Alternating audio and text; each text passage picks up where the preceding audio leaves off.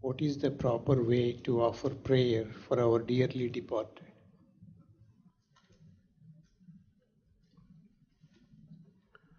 What can you pray for them anyway? Prayer for peace and progress of their soul in the hereafter. Not in so many words, but that very caring attitude you shower on them, that itself works. You hand them over to Master once and for all, so you don't have to go on praying every year.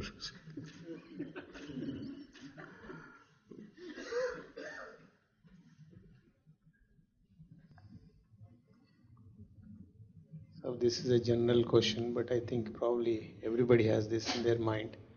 Growth in my center is very much stagnated for years. Many started, but retention is a serious concern. Kindly provide guidance on how to work on increasing I participation. don't have a special method for it. No, truly, there are no methods for it. It's all human interactions. You see, in some centers, there's tremendous growth because who the preceptor and these how preceptors interact with each other. Some centers are great. Shahjahanpur never grew, even though there was Babuji Maharaj. Can you blame him? Because he didn't have a team of people who worked together with him.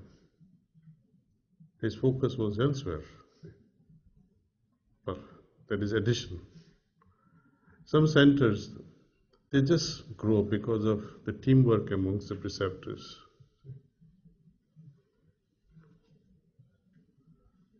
So I don't know, you have to find out what is preventing your center. What applies to you may not apply to other centers. Idea is just do your best and forget the rest. Have I done my best? If you have done, just be happy.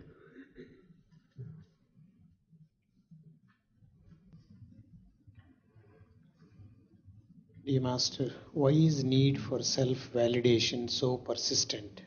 Where is it rooted? In your ego.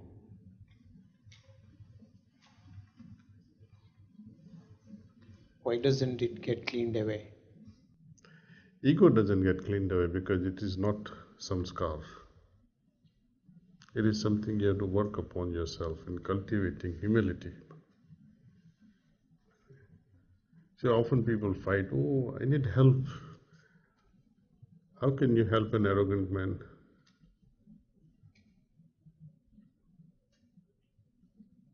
Even though he's asking, but that is also out of arrogance, layer after layer of it. I want to become saintly, becoming. See,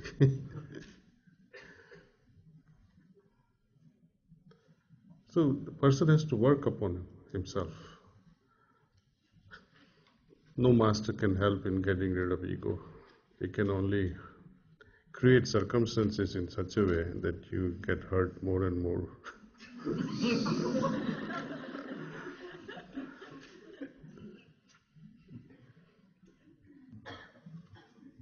And as I was saying to some discussion we had, that family life is all about this training at heart level and ego level. See, you're always right. There is a problem. These tests we have to pass little by little in family life and in business world, interacting with others. These are tests. The final test is master, who creates circumstances, puts hurdles in front of you, to the extent that you might even start hating him. These are tests. Many a times I have gone through hell, I would say, little hell. Old man would create such tricky stuff around you, that you will feel like quitting the mission. There have been circumstances like that. But then you hold back and say, whoops, old man is tricking me now. If you survive the storm, he'll be happier. But these tests are there. Because brighter world can't accommodate every fool's there, see.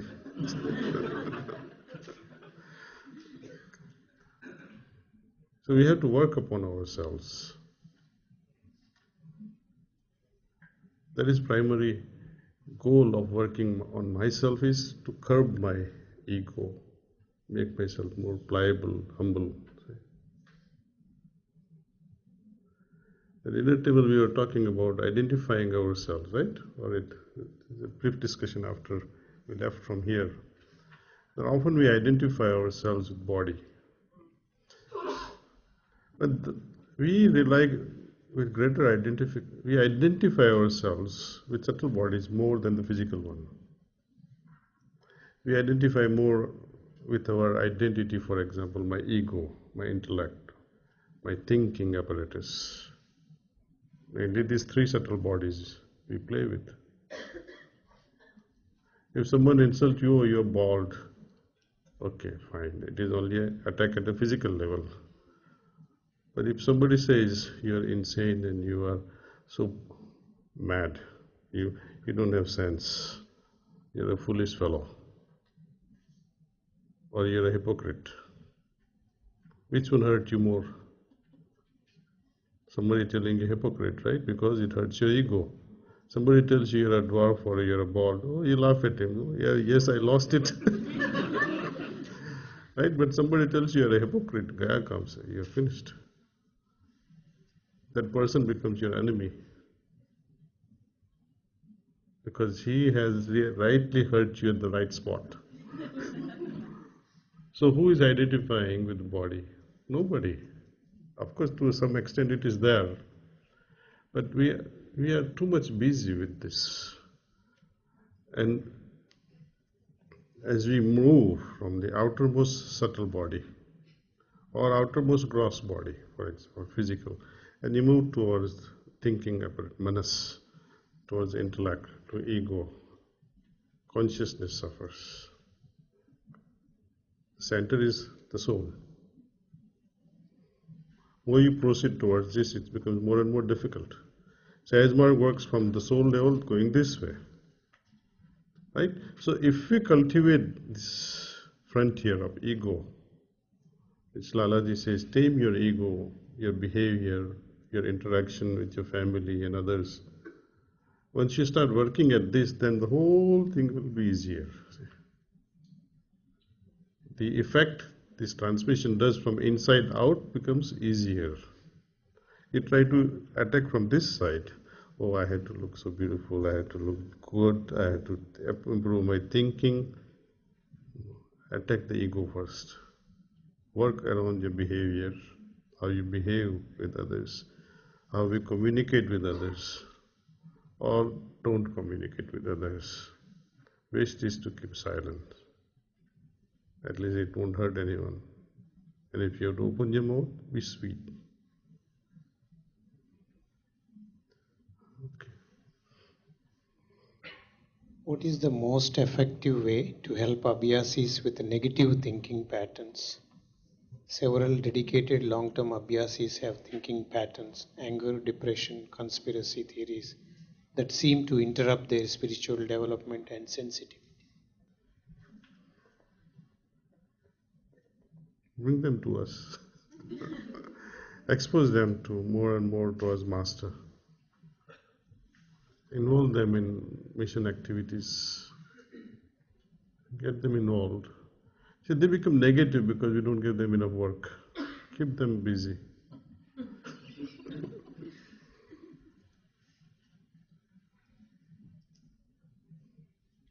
There's a theory, if you want a perfect security guard in some good places, hire a thief.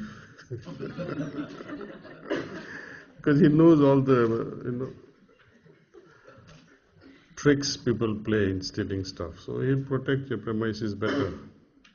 So if a person is negative, keep him busy. He'll become positive. He'll stop complaining also.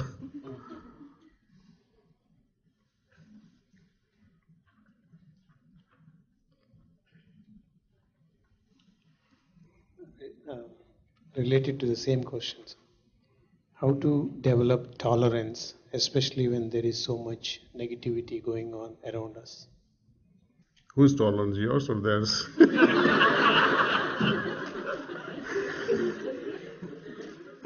If you have to develop yours, it's your business. If you have to develop their tolerance, you can't do much. So it's our, yeah. So you better work on yourself. Once this awareness comes, I have to be tolerant.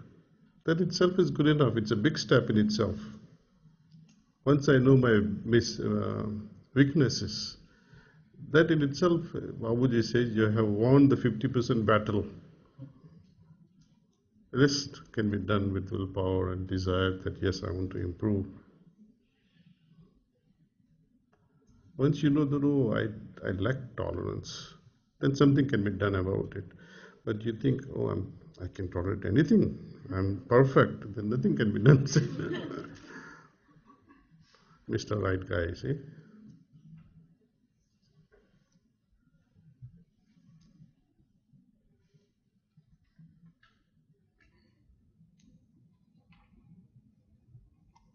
Two more questions, then we. Yeah?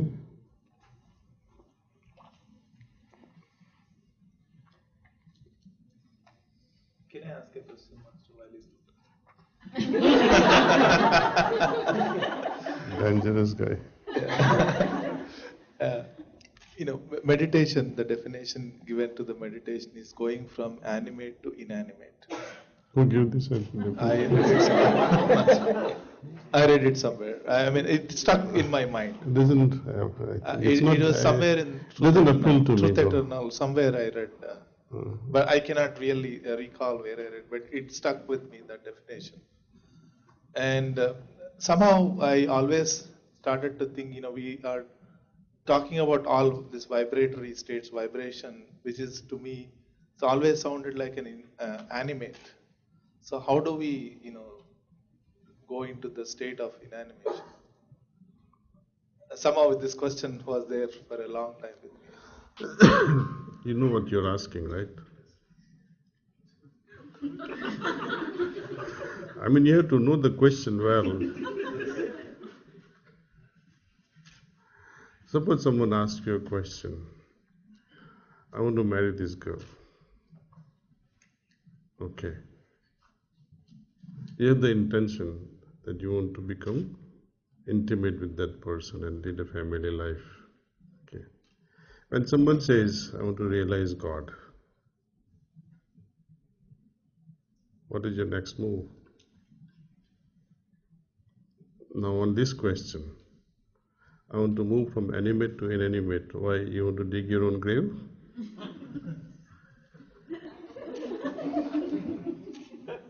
But the idea is that No, it's spiritually speaking. To cultivate that dead condition in you, if you're talking of living dead condition, then it makes some sense. Otherwise, best is the grave.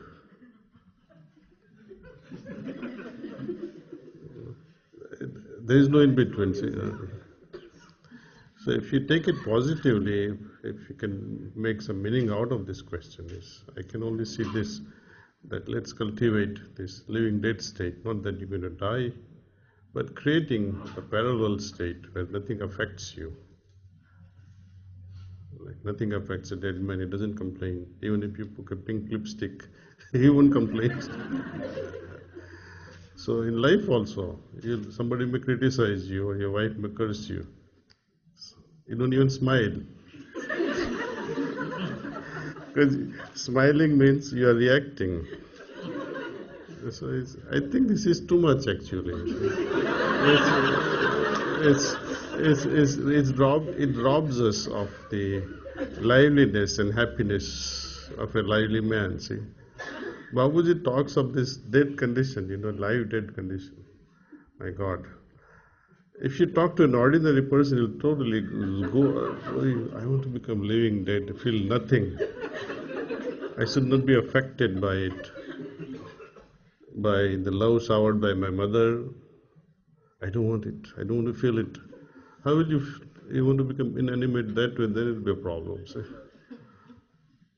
I think this state has to be understood very well. See, liveliness means you are full of life. Even when you suffer with full of life. Let there be some meaning to your suffering.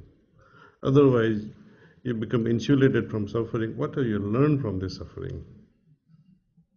See, Babuji says, accept the suffering cheerfully. Now, from brighter world, he's talking different language. See, he's not talking of living dead state now. See, he's talking altogether a different language. Be cheerful, and cheerfulness cannot come from mimicking dead condition. Right? So, if Babuji was here, we can have a good laugh. Babuji, in voice real, you talk about living dead. Now you want us to accept this cheerfully. How can dead men accept things cheerfully? His vision has changed from there. And that's what he says. When you come here, you will understand the true picture. And we are fortunate that somebody is conveying these beautiful messages to us. You know, when you look at it deeply and compare, then you can see, yes, Sahaj is shifting ideologies. Did you look at it that way? So I appreciate your question very much. Forgive me for taking you to the grave, though. Thank you. Master, you may have answered this in the afternoon. Reverend Master, you introduced point C, which refers to likes and dislikes. Reverend Babuji in Whisper 6 Revelation refers this third point is in reality a strategic point, key to all the secrets about human evolution. Their positive and negative aspects come together and are balanced according to divine laws. This gray area should help identify the human traits that facilitate their advancement on the difficult path of life. My question is Babuji referring to same point C? Yes. Because when I had sent this, once this point was discovered,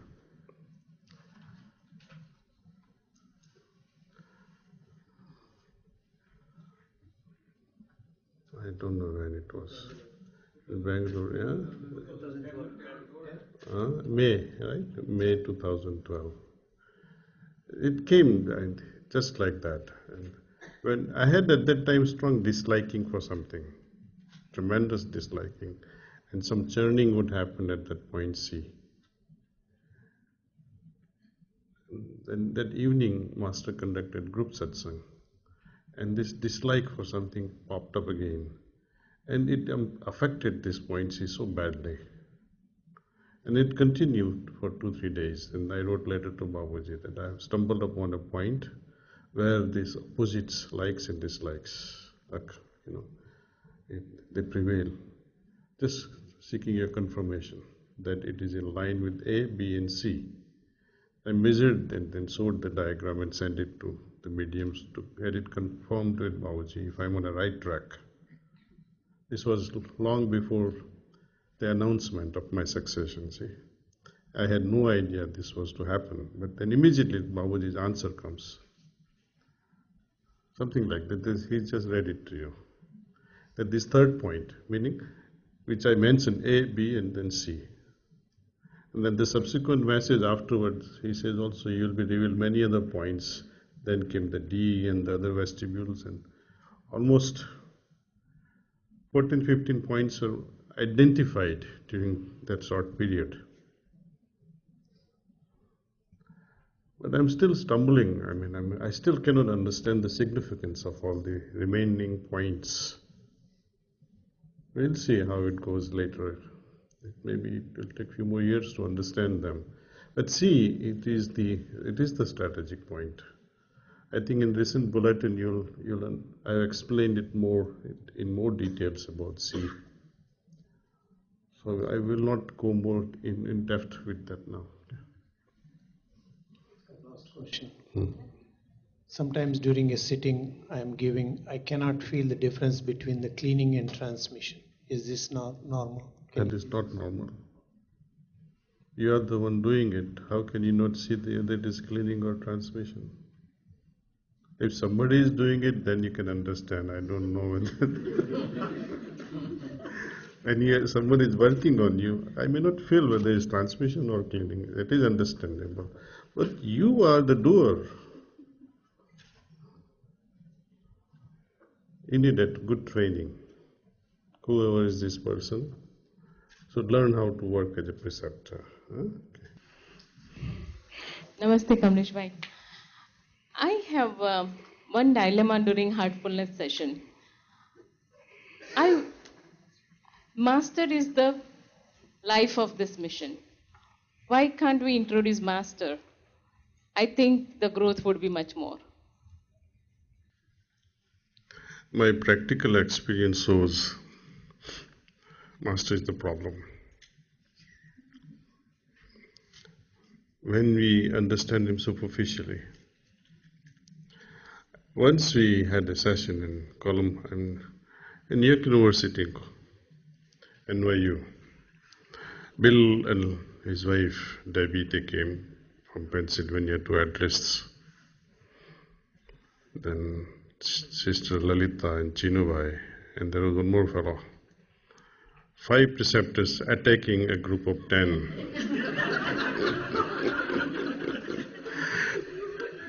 10 seekers.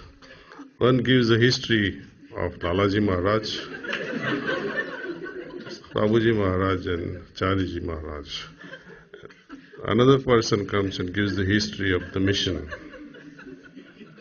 And by the time you see the crowd going, so is this what you want to do?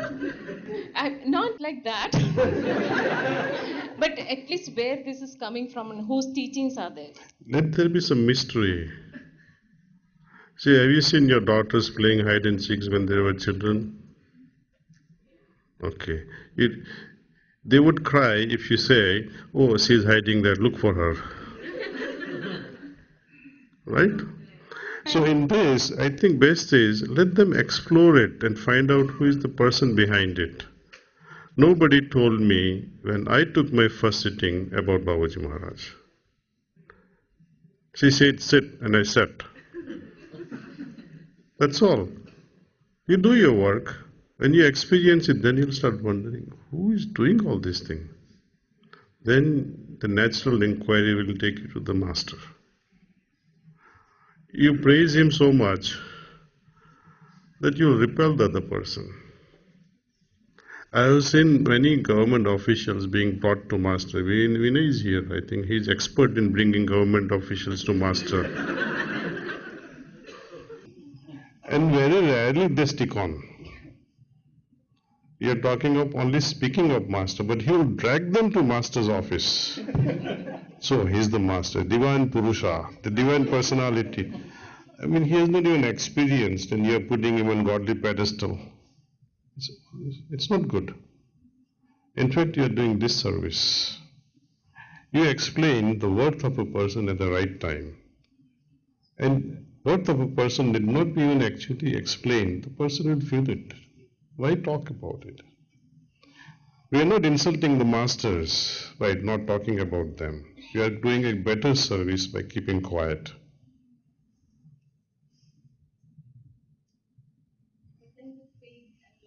Whose faith in whom? It will develop. We give them good experience.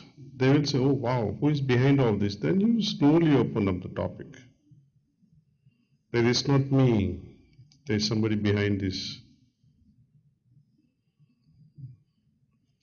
So let's not rush into introducing Master. It is not that we don't respect him.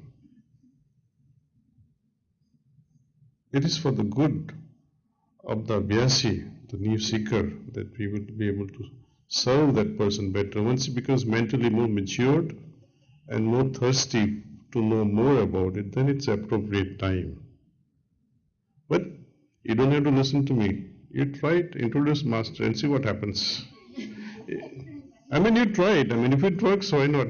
We'll learn from you.